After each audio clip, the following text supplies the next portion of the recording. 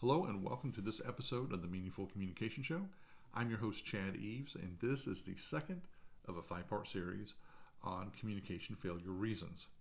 This is number 4, and it is no preparation, no respect. Respect it's essential to communication. When people don't have a level of respect for one another, it's going to make them even willing to listen or read or watch what a person has to do very difficult. They're going to be hesitant, resistant, or just flat out avoid it. If you're in a position where someone has agreed to listen to you, to watch you do something, to read something that you've prepared, that's actually huge. And it means they have some level of respect for you, that they're willing to give their time to what you have to say. Reputation and respect is something that we have to constantly nurture. It's not something that we do just once a month and come back later and see how it's going, because it's something that's fluid and it's something that is very fragile. It takes one incident to really damage our reputation and to lose a person's respect. And this is something where, as a communicator, it can be done pretty easily by not preparing properly. When we don't prepare properly, we're really telling our audience, we don't care about your time. And this applies to every form of communication, whether you're doing a presentation, leading a meeting, writing a report, writing a letter, doing charts, infographic, whatever it might be. It applies because you're wanting people's time. You're wanting them to pay attention to you and to consider your messaging. And when that preparation doesn't go into it, you're sending a very different message. And it's much louder than what most people realize. And that message is really, fire me. I don't respect you. I don't care about your time. It's gone forever. There's nothing that can be done. You can't buy more time. And it's a permanent decision. And for people that are in that situation where they have decided not to prepare properly, they shouldn't expect or receive any mercy, because they have committed one of the most grievous errors that they can, and that's wasting people's time. And it's a bad situation to be in. It's difficult to recover from. Now, there are a lot of things that can impact the quality of your presentation, of your preparation, and the respect that you give and that you receive. A lot of them you can control. Preparing early enough would be one way. Some things you can't. Things happen in life, and sometimes you just got to take a big bite out of the crap sandwich of life and smile and move on. But one thing that you can do in those situations is look for ways to minimize the damage. To minimize it, acknowledge it when you're delivering that communication. If it's something that was truly beyond, control, such as a hurricane rolled in and you had to evacuate or something like that. But also look for ways to flip that into an advantage. And a lot of times, by doing the opposite or looking at what needs to happen, you can turn a negative into an advantage. So keep that in the back of your mind. We're going to talk about 2 of the common reasons that lead to this kind of an error of not preparing properly. One of them I touched on, and that's going to be the first one that we talk about. And that is rushing it. Not leaving enough time to prepare and give yourself the flexibility and the allowance to really do a better job. People will often like to tell themselves or tell others, oh, I do my best work under pressure. Do you? Are you really confident that if you had 5 days to do a task versus 5 hours, that wouldn't turn out better in some way? I'm pretty sure it would. Now, people like to say this as a form of bravado. Some people like the drama of coming in and rescuing at the last minute. Oh, I'm so busy, but I was able to get this done. But how well were you able to get it done? And that's really the main question here. Saying that you can do stuff well under pressure. There's some people that do that, and there's some people that do thrive in those situations. But it's not as many as people would like. Uh, a lot of times it's a rationalization to try and defend their situation for not approaching stuff in a timely manner. Also, sometimes managers may use this, or leaders may use this to defend them not sharing stuff in a timely manner.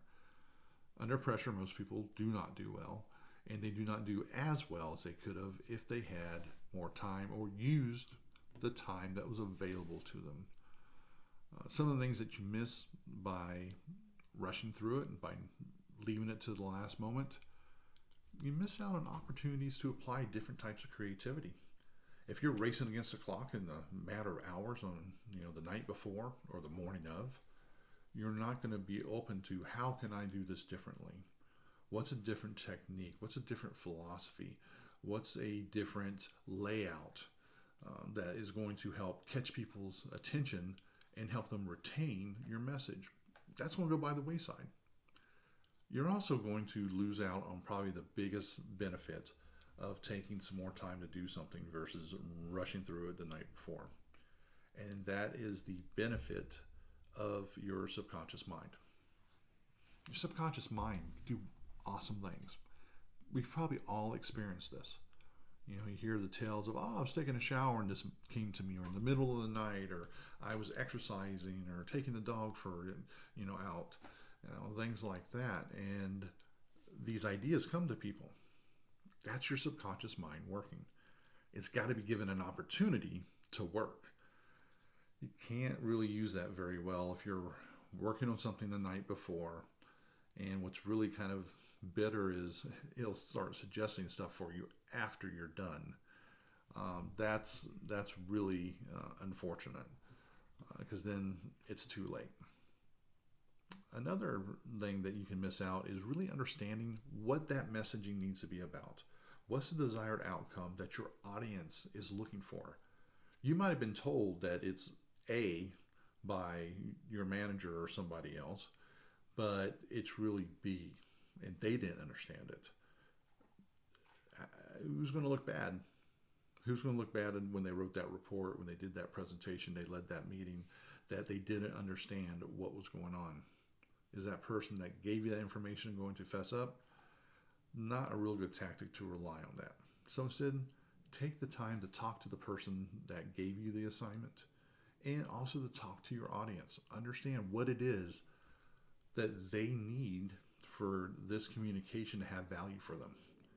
You are going to come out looking so much better if you do that, because it shows that you care about your audience and you care about the task. Another aspect of that is you could be missing additional information. There could be something new that's come up in the field, something new that's state of the art, some research that happened. And by just doing a simple online search, you could find this information out and then become a more trusted asset and resource that has the most current information. That increases the respect that people have for you, instead of going in there with incomplete knowledge and people losing respect for you. The last one's unfortunately very underrated, and this is the topic of rest. When you don't rush through it, when you're not up till 1 in the morning, 2 in the morning the night before petting something together, you can be better rested. And being better rested means you will probably have a better product.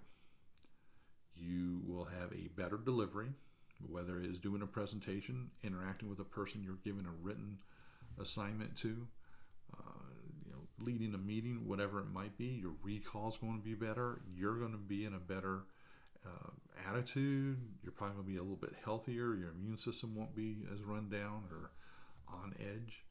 There's a lot of different benefits to being rested. It's so powerful to wake up the morning of an event. Maybe you're doing a presentation. Maybe you're working a booth at a conference. Knowing that everything's ready to go and that you're rested. Maybe you woke up early because you're excited about it, but you're done. It's all ready to go. And rest is something to really keep in mind. When we rush through stuff, when we leave it to the last moment, that is often the first casualty. And we do this enough, whether we're sacrificing rest, having a decent meal, sacrificing exercise. These are things that can cause lots of problems further down the road. Now, the second thing we want to touch on is the topic of doing it on your own, deciding to fly solo. And it can be tempting. This is something with people that work in demanding jobs, such as STEM technical roles, whether you're an engineer or a programmer or some other IT worker, a scientist, whoever it is, that a lot of people think they have the prowess that they can do it all themselves. I can design a plane, a bridge, whatever, a jet engine. Doing a presentation or report, that's not actual work. That's easy to do. If anyone can do it, I can do it because I'm so smart. Yes, smart, true. But smart in what way? And with what weaknesses and what strengths? And this is where people can get themselves in trouble very easily, very quickly, because they did it all on their own. When you do that, you're opening yourself up to your reputation getting trashed and your level of respect that people have for you plummeting, because you're more liable to not catch errors, to not catch mistakes. And when we let ego, pride, and arrogance make these decisions, we're setting ourselves up for a fall a lot of the time. Now, why do we want to ask for help? Even if you're good at creating that presentation, of that meeting agenda, of writing that report or whatever it might be, there are huge benefits to having that extra set of eyes and the brain that's attached to them. Watch your performance. Watch you practice. Give you feedback. You might be doing something that has worked before. You're talking to a different audience and you haven't thought about, this might not go over so well. It could even potentially be offensive. The other person might catch that. They might catch you from a potentially career-ending presentation, or the way that you've written a report or study or whatever it is, because we know how we want stuff to look. When we create it, we know what we want to say. We know how the presentation is supposed to go. We know how it's supposed to, be read. But we see over what it actually is. We might miss the typos, the incorrect data. We don't understand how we're relating to people in certain different ways, how we're standing on stage, how we're working with a slideshow, whatever it might be. That other person or people can help you stay out of trouble, and they can improve the quality of your communication. They can make it a better presentation. They can make it a better paper, whatever it is. And again, that's going to strengthen your reputation and increase the respect that people have for you. There's other reasons to ask for help. You might not be as good at that as you are as other stuff. You can be an amazing engineer or scientist or chemist, whatever it is. Maybe putting together a presentation is not your strongest suit. And that's not a bad thing. It's understanding that it's not. That's where you can shine, and that you get someone to help you. You could be swamped. Maybe you've got multiple deadlines and you need help. Reach out for that help. Ask if someone on your team can help. Ask your boss if there's somebody else in your organization that can lend you a hand. Some people will worry that doing this will show that they can't do their job, and that it makes them vulnerable to being let go or replaced. In reality, this is actually showing a level of maturity that probably most people don't have, because a lot of us, want to think that we can do it all. You get that myth of the hero, the one person, the Arnold Schwarzenegger, taking out the whole army of bad guys. And that it's that one person doing it. It's not the way it works. Whether, you know, we always have to interact with other people. We got the customer, you got the audience to start with. You have to have them, or what are you writing or preparing to talk about? Having that support structure, having someone that can help you. Maybe it's that teammate, and you can help each other. Maybe it's somebody else in your organization, or somebody that company uses to do stuff like that. Sometimes you might have to go and find your own resource. Maybe it's finding a coach, someone like myself, or someone else that that does that specific type of activity, or someone that you can trust. One thing to keep in mind is that if you are dealing with sensitive data, sensitive topics, keep that in mind. That could be a limiter in those situations if you're dealing with proprietary information or classified information. If it's like in a defense situation, something like that, obviously don't share that information with someone that's not cleared to handle it. Look for someone in a similar role or level as yourself that has that same clearance to help you work on that project. The other thing of working with another person, they're going to pick up the problems that you're probably going to overlook. We talked about that. We know what it's supposed to look like. We know what what we're going to say, what the chart's going to look like, the slides, what the study is going to read. But when we miss it and we don't have that benefit of working with someone else, when do those mistakes come out? If you're doing that presentation, it's probably when you're doing the presentation, and it's too late at that point, and it's going to look bad. It's going to go down bad. If you're leading a meeting and your agenda and information isn't tight, people will start poking holes in it. Again, it's not going to be good. You got typos in your report that you didn't see when you submit it, and you start getting questions back about, well, what does this mean, or what does this number mean? Is this accurate? These are all huge problems.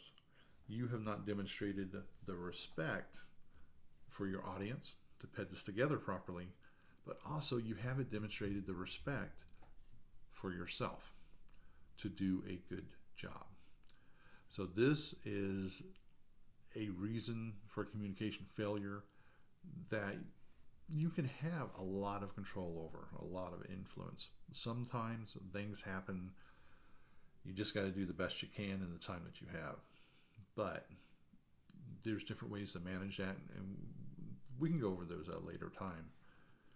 But for when you have the time, when you've gotten the assignment, days ahead, weeks ahead, whatever it might be, don't sit on it. Start working on it. And you will come out showing that you respect that audience by doing that background research, by doing that preparation. That's going to increase their respect for you, and you're going to have a much better outcome from that communication activity. Thank you all very much. We will be back next week with communication failure reason number 3.